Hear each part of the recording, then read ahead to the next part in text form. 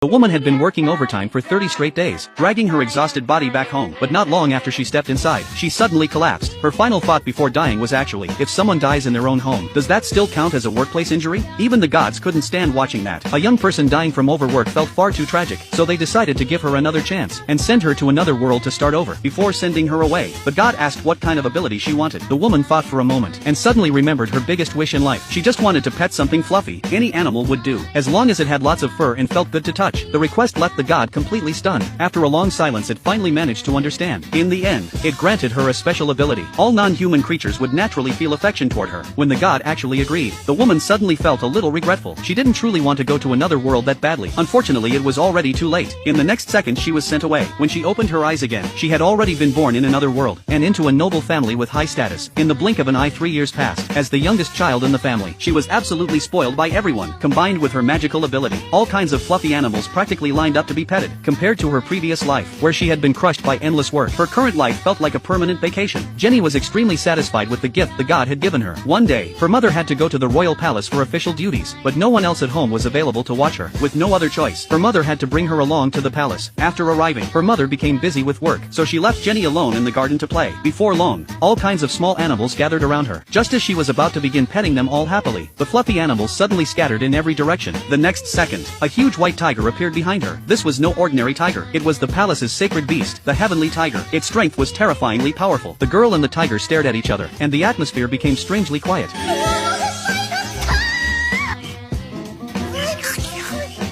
But, unexpectedly, the white tiger actually developed affection for Jenny, and Jenny was even more excited. Such a top-tier fluffy creature was something she had never touched before. Very quickly, the girl and the tiger became extremely close. The tiger even let her ride on its back, carrying her around the garden. This scene happened to be witnessed by its owner, who froze in shock. Normally this white tiger only allowed him to approach it. No one else was even allowed to touch it. Yet now, it was letting a little girl ride on its back. It was completely unbelievable. The boy became more suspicious the longer he thought about it, so he simply picked Jenny up and examined her carefully. But Jenny wasn't very interested in humans. She only liked fluffy creatures.